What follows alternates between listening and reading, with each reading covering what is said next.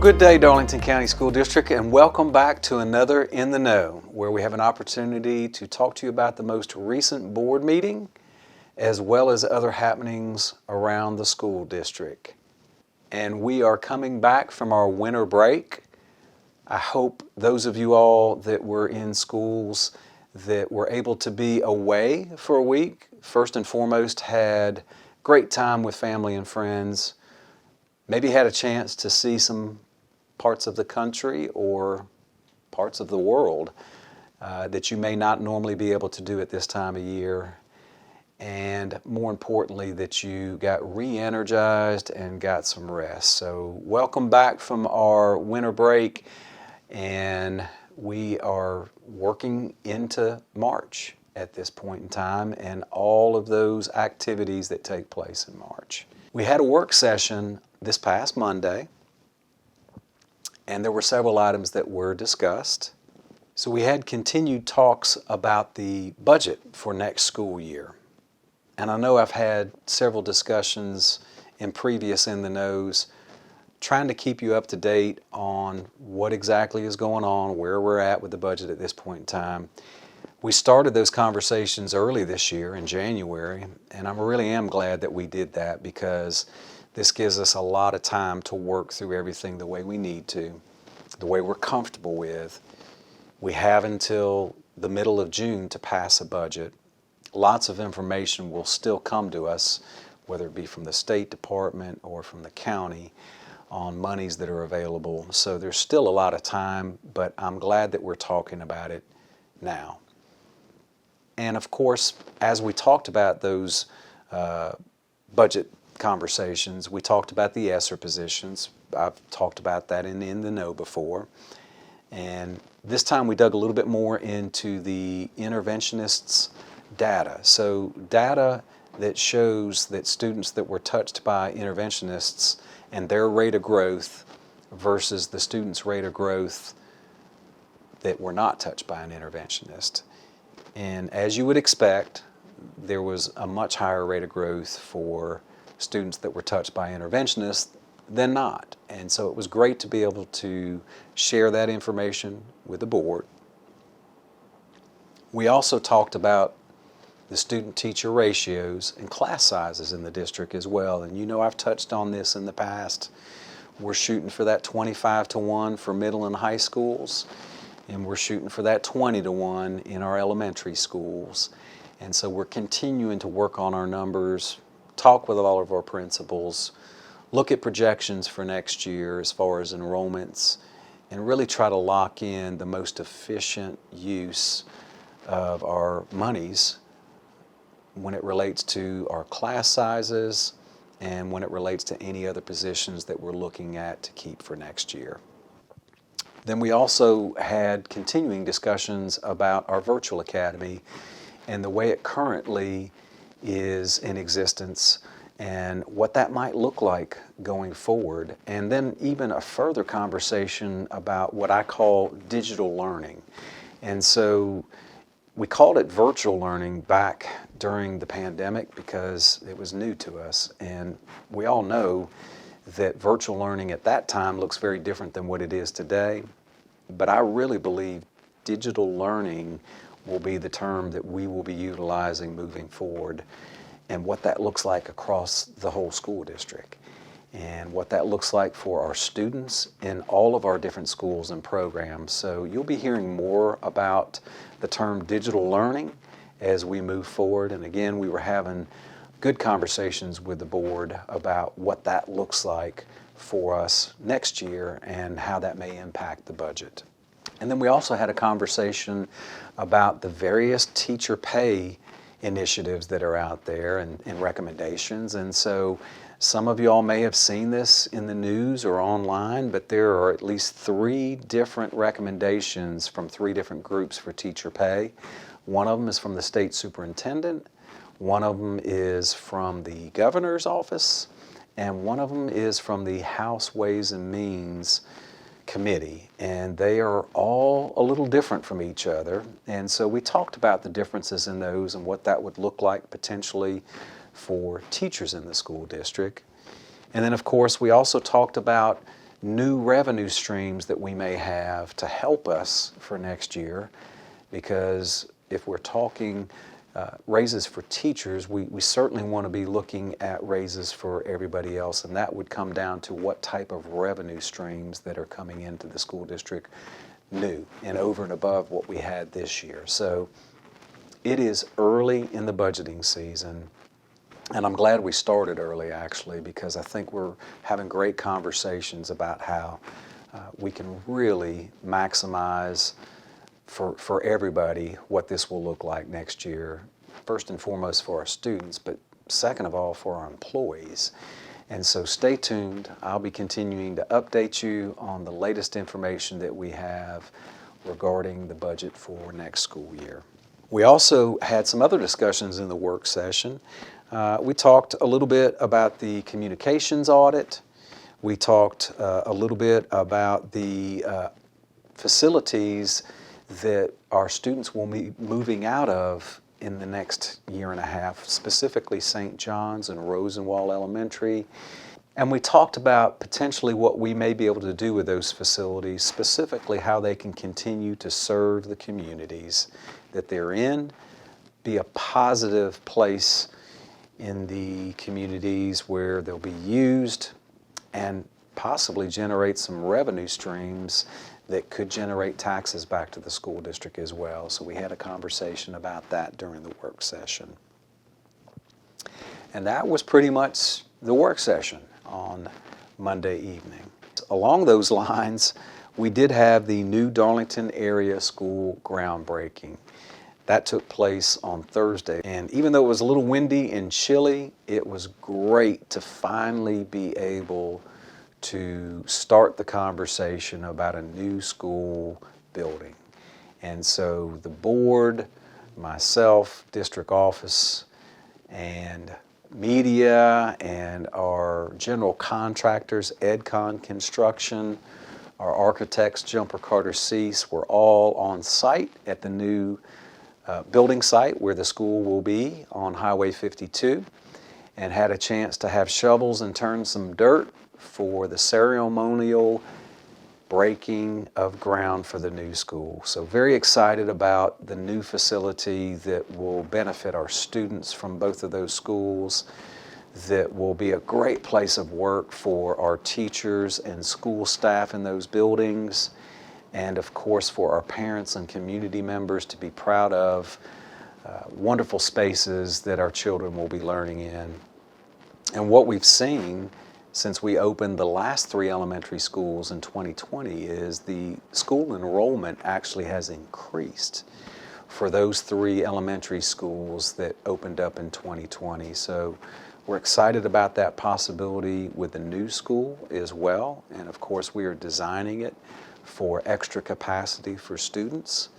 We were also really excited at the groundbreaking to be able to let our public know that we are not raising any taxes to fund the new elementary school. So that school is being funded with existing monies that we have been able to save over the past few years. So the board has done a great job of making sure that we had proper monies available, and of course our finance department, our CFO, Renee Douglas, has done a great job of carving out these monies to where it's not going to cost the taxpayers any additional monies, and we can use existing monies that we have. So that's another exclamation point on the groundbreaking. And we look forward to the final ribbon cutting when we're able to walk in the doors for the first time, and most importantly, the first day of school for the 2025-2026 school year.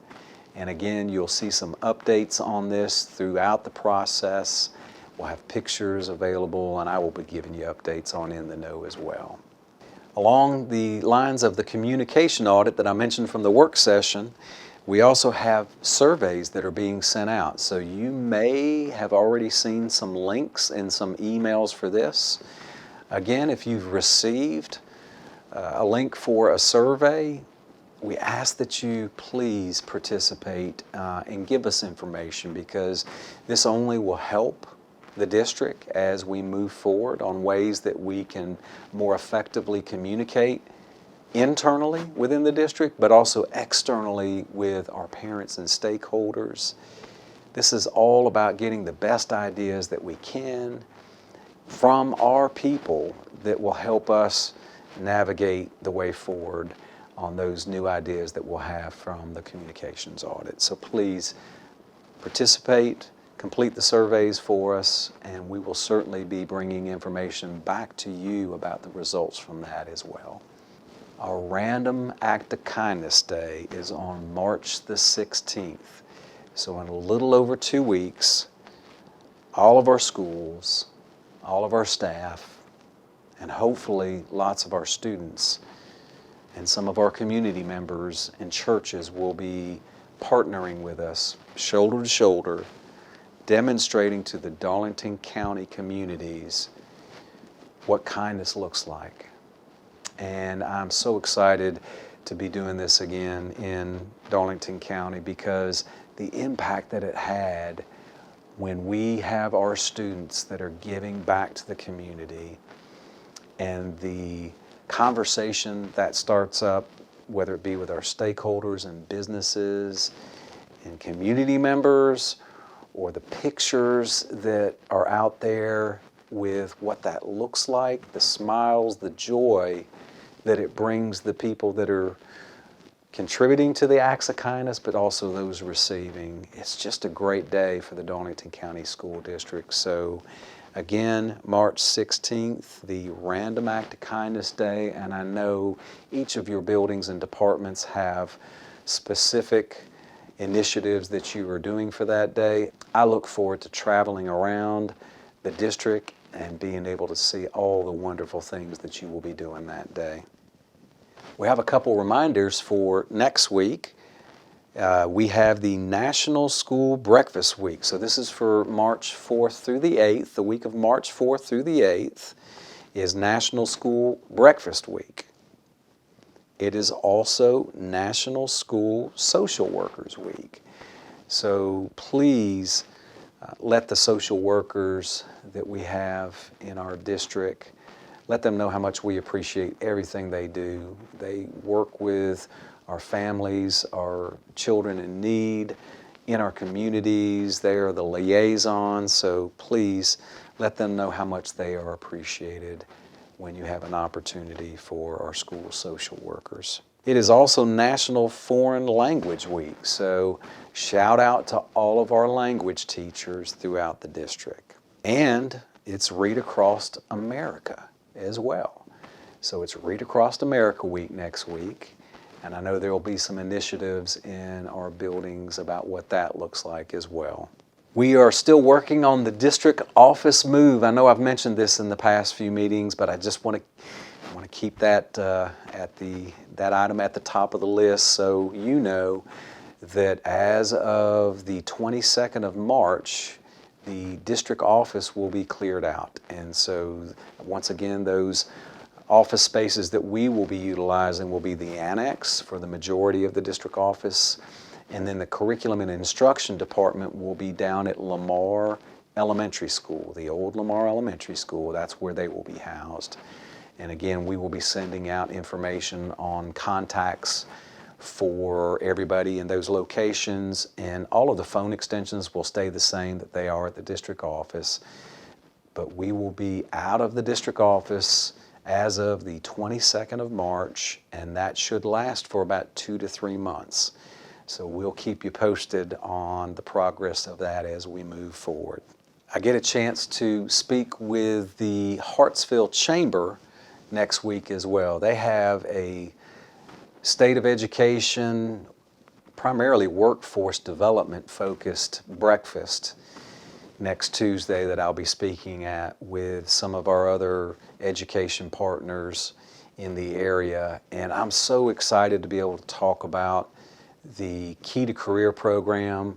We had 85 students that signed contracts this past signing period. And if you couple that with the 55 students that we had in the fall, Again, that's 140 students in a year. My goal has been 200, so we're really close to that number of putting students into workforce environments to where they can explore potential careers, but also to where our businesses and our nonprofits get to meet our students and get to impact our students and mentor students.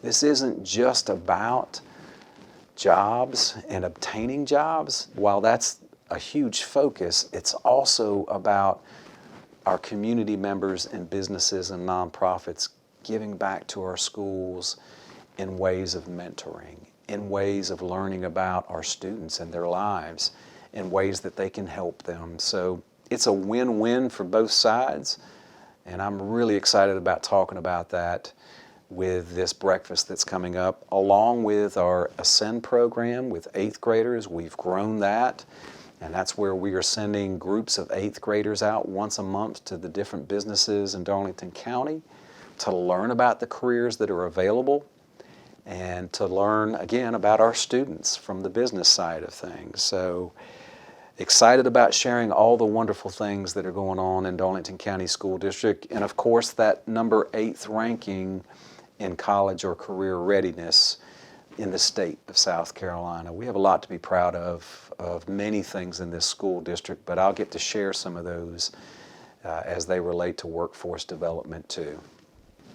And then the last thing, I think this will bring a smile to most of your faces, is that spring break is right around the corner. So I started off our In the Know with welcome back from winter break, and ironically, in 4 weeks, we'll be on spring break. So we've been able to split up that time that used to be so long for all of us in the classroom, for our students as well.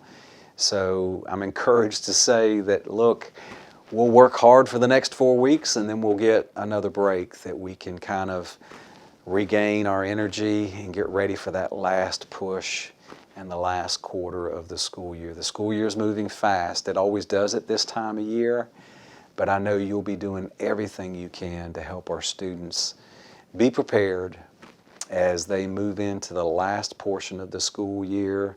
Of course, we're moving into that testing season again, but it's also the celebration season with awards and all the good things that are happening in our schools towards the end of the year. So lots to look forward to in the Darlington County School District. As I always tell you, hug on your family members. Tell them how much you love them. Tell them how much we appreciate them sharing you with us. And I will look forward to seeing you again in the next In the Know.